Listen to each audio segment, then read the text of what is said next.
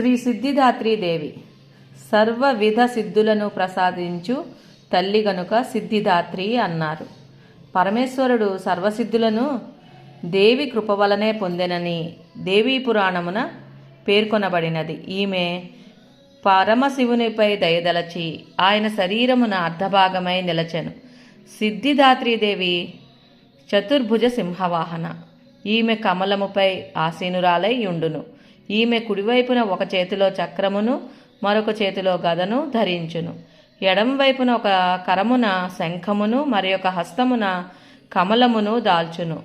నిష్ఠతో ఈమెను ఆరాధించు వారికి సకల సిద్ధులను ప్రసాదించును. ఈమె కృపచే భక్తుల యొక్క సాధకుల యొక్క లౌకిక పారమార్థిక మనోరథములన్నీయును సఫలమగును. సిద్ధిదాత్రి మాత కృపకు పాత్రుడైన భక్తునకు కోరికలెవ్వియును మిగిలి ఉండవు. అట్టి వానికి భగవతీదేవి చరణ సన్నిధియే సర్వస్వమగును.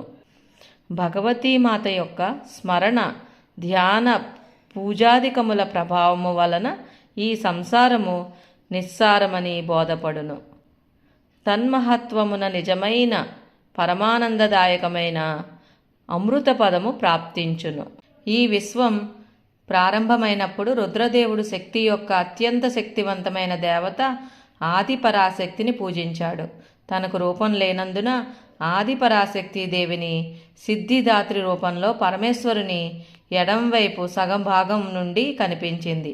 ఈ సమయంలోనే ఈశ్వరుడిని అర్ధనాదీశ్వరుడు అని పిలిచారు. సిద్ధిదాత్రి అంటే మనకు శక్తి ఇచ్చేది.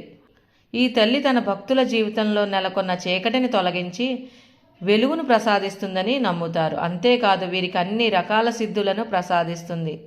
పరమేశ్వరుడు కూడా సిద్ధిదాత్రీదేవి అనుగ్రహంతో అన్ని సిద్ధులను పొందాడు. జ్యోతిష్య శాస్త్రం ప్రకారము సిద్ధిదాత్రీదేవి కేతు గ్రహానికి అధిపతిగా ఉంటారు. విశ్వం పూర్తిగా చీకటితో నిండిన ఒక భారీ శూన్యంగా ఉన్న సమయంలో ప్రపంచం యొక్క సంకేతాలు ఎక్కడా లేవు. కానీ అప్పుడు ఎల్లప్పుడూ ఉన్న దైవిక కాంతి కిరణం ప్రతి చోట వ్యాపించి శూన్యంలోని ప్రతి మూలను ప్రకాశింపజేసింది. ఈ కాంతి సముద్రం నిరాకారంగా ఉంది.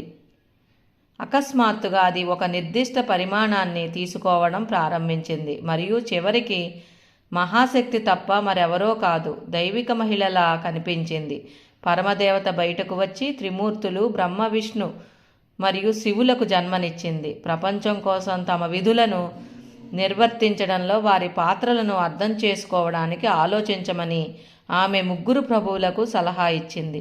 మహాశక్తి మాటల ప్రకారం త్రిమూర్తి సముద్ర ఒడ్డున కూర్చుని చాలా సంవత్సరాలు తపస్సు చేసింది. సంతోషించిన దేవత సిద్ధిదాత్రి రూపంలో వారి ముందు కనిపించింది. ఆమె వారికి వారి భార్యలను ఇచ్చింది. ఆమె లక్ష్మిని సృష్టించింది. సరస్వతి మరియు పార్వతి వారిని వరుసగా విష్ణువు బ్రహ్మ మరియు శివులకు ఇచ్చింది. సిద్ధిదాత్రి బ్రహ్మకు లోకాల సృష్టికర్త పాత్రను, విష్ణువుకు సృష్టిని మరియు దానిలోని జీవులను సంరక్షించే పాత్రను, శివుడికి సమయం వచ్చినప్పుడు లోకాలను నాశనం చేసే పాత్రను అప్పగించింది. వారి శక్తులు వారి వారి భార్యల రూపంలో ఉన్నాయని, వారు వారి పనులను నిర్వహించడానికి సహాయపడతారని ఆమె వారికి చెబుతుంది. దేవత వారికి దైవిక అద్భుత శక్తులను కూడా అందిస్తానని హామీ ఇచ్చింది. అవి వారి విధులను నిర్వర్తించడంలో కూడా సహాయపడతాయి. ఇలా చెబుతూ ఆమె వారికి 8 అతీంద్రియ శక్తులను ప్రసాదించింది. వాటిని అనిమ, మహిమ, గరిమ, లఘిమ, ప్రాప్తి, ప్రకాంబ్య, ఇషిత్వ మరియు వశిత్వ అని పిలుస్తారు. అనిమ అంటే ఒకరి శరీరాన్ని ఒక చిన్న ముక్క పరిమాణానికి తగ్గించడం. మహిమ అంటే ఒకరి శరీరాన్ని అనంతమైన పెద్ద పరిమాణానికి విస్తరించడం. గరిమ అంటే అనంతంగా బరువుగా మారడం. లఘిమ అంటే బరువు లేకుండా ఉండటం. ప్రాప్తి అంటే సర్వవ్యాప్తి. ప్రకాశంబ్య అంటే ఒకరు కోరుకున్నది సాధించడం. ఇషిత్వ అంటే సంపూర్ణ ప్రభువును కలిగి ఉండటం. మరియు వశిత్వ అంటే అందరినీ లొంగదీసుకునే శక్తిని కలిగి ఉండటం. సిద్ధిదాత్రి దేవత త్రిమూర్తికి ఇచ్చిన 8 అత్యున్నత సిద్ధులతో పాటు ఆమె వారికి 9 సంపదలు మరియు 10 రకాల అతీంద్రియ శక్తులు లేదా సామర్థ్యాలను ప్రసాదించిందని నమ్ముతారు.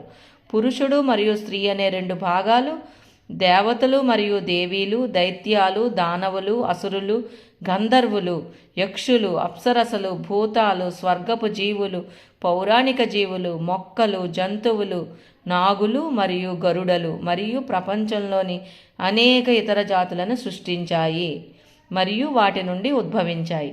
మొత్తం ప్రపంచం యొక్క సృష్టి ఇప్పుడు పూర్తిగా పూర్తయింది.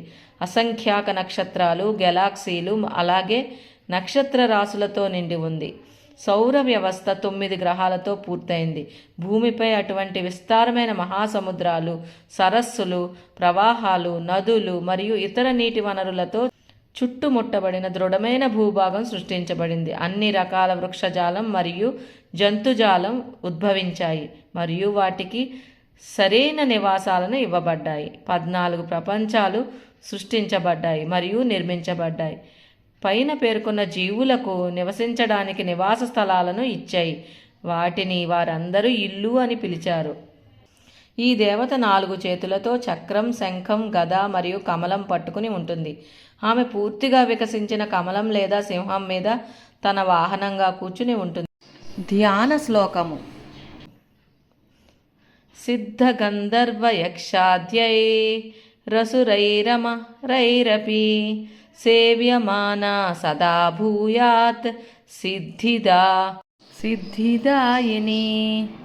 సిద్ధిదాత్రి దుర్గ నవదుర్గల్లో 9వ ఆఖరి అవతారం. నవరాత్రుల్లో ఆఖరి రోజైన ఆశ్వయుజ శుద్ధ నవమి నాడు ఈ అమ్మవారిని పూజిస్తారు.